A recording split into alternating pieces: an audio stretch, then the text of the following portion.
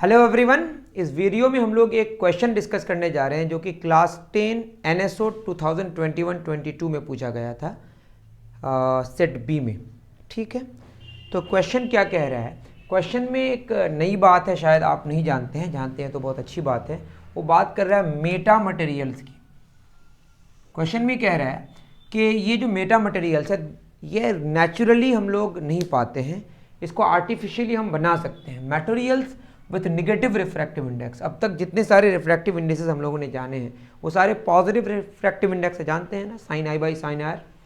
ठीक है, since mu is negative it results in the change in the direction of propagation of the refracted light, however there isn't any violation of physical laws। इसमें कह रहा है कि कोई physical laws जो natural laws है उसका कोई violation नहीं हो रहा है यहाँ पे। for light incident from air on a meta material, तो एयर से मेटा मटेरियल में जाने से कौन सा रे डायग्राम सही लग रहा है आपको?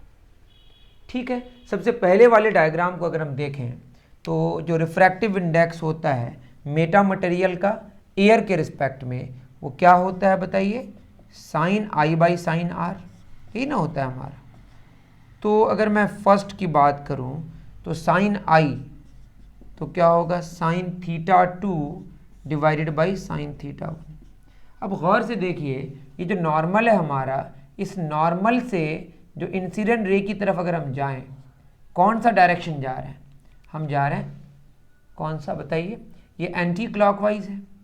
और अगर नॉर्मल से ही हम बात करें रिफ्रैक्टेड रे की, वो भी क्या है हमारा? Anti clockwise. तो दोनों का डायरेक्शन क्या है? सेम।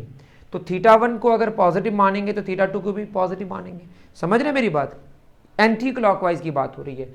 ये देखिए, नॉर्मल से किधर? Anti clockwise. ये भी नॉर्मल से किधर? Anti clockwise. तो ऊपर वाले को थीटा 2 को अगर पॉजिटिव लें तो थीटा 1 भी पॉजिटिव होगा। और जो थीटा 1 थीटा 2 है वो 0 डिग्री और 90 डिग्री के बीच में है। तो मैंने थीटा 2 को क्या मान लिया?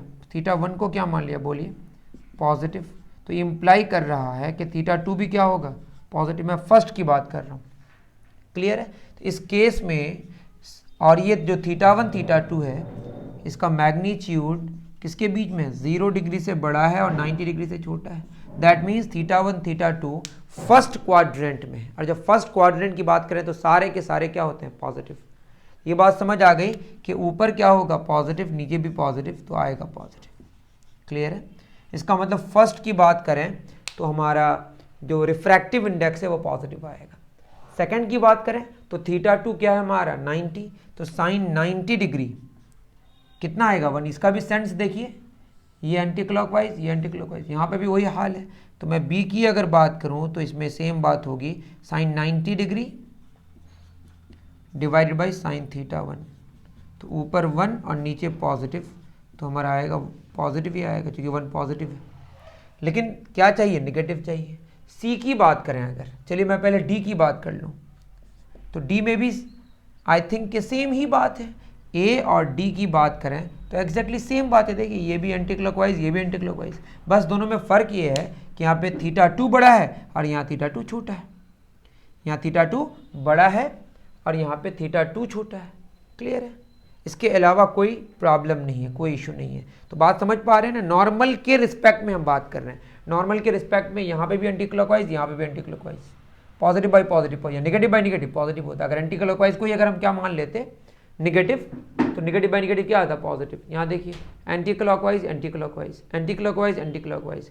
डी में अगर हम देखें तो डी में नॉर्मल से इधर आ रहे हैं तो एंटी क्लॉकवाइज, और यहाँ पे नॉर्मल से यहाँ आ रहे हैं तो क्या हो रहा है? क्लॉकवाइज। दोनों एक दूसरे के ऑपोजिट है। अगर हम थीटा 1 को यहाँ पे क्या मान लें? पॉजिटिव, तो आपको मानना पड़ेगा थीटा 2 को निगेटिव। और आपको पता होना चाहिए साइन अगर अंदर में निगेटिव रहे, क्लियर है, तो इसका जो आंसर होता है ये माइनस मतलब अगर ये साइन निगेटिव 30 डिग्री, आपको पता होना चाहिए साइन निगेटिव 30 डिग्री की अगर बात करें तो ये होगा निगेटिव साइन 30 डिग्री। तो ये कितना होगा? Negative half. तो अगर मैं फर्स्ट क्वाड्रेंट की बात करूँ, थीटा 2 और थीटा 1 मतलब जो है वो 0 और 90 डिग्री के बीच में है सारे के सारे, ये भी 0 और 90 डिग्री के बीच में है। लेकिन चूंकि थीटा 2 क्लॉकवाइज है, जिसकी वजह से साइन का जो वैल्यू आएगा वो क्या आएगा? निगेटिव आएगा। दैट मीन्स यहाँ जो म्यू आएगा वो क्या होगा? Sine theta 2 by sine theta 1। ऊपर आएगा निगेटिव और नीचे क्या आएगा? पॉजिटिव। तो आंसर क्या आएगा? निगेटिव। या ऊपर पॉजिटिव आता तो नीचे निगेटिव आता। क्लियर है? तो डी ऑप्शन में हमारा जो म्यू है वो निगेटिव आता है। तो इससे पहले जितने सारे आप क्वेश्चंस कर रहे थे वहाँ पे जिस सेंस में क्या था, इंसिडेंट रे का नॉर्मल से डायरेक्शन, उसी सेंस में मतलब अगर ये एंटी क्लॉकवाइज था नॉर्मल से तो रिफ्रैक्टेड रे भी एंटी क्लॉकवाइज था। वैसे केस में जो म्यू था रिफ्रैक्टिव इंडेक्स वो क्या आ रहा था, पॉजिटिव। लेकिन जो अगर हम बात करें मेटा मटेरियल्स की तो आप थोड़ा सा डिफरेंट केस देख रहे होंगे। तो मेटा मटेरियल का केस अगर देखें तो यही है, क्योंकि सी में ही हमारा निगेटिव आ रहा है। आई थिंक आपको बात समझ आई होगी। तो मेटा मटेरियल्स में refractive index of the medium with respect to air क्या आता है, निगेटिव आता है।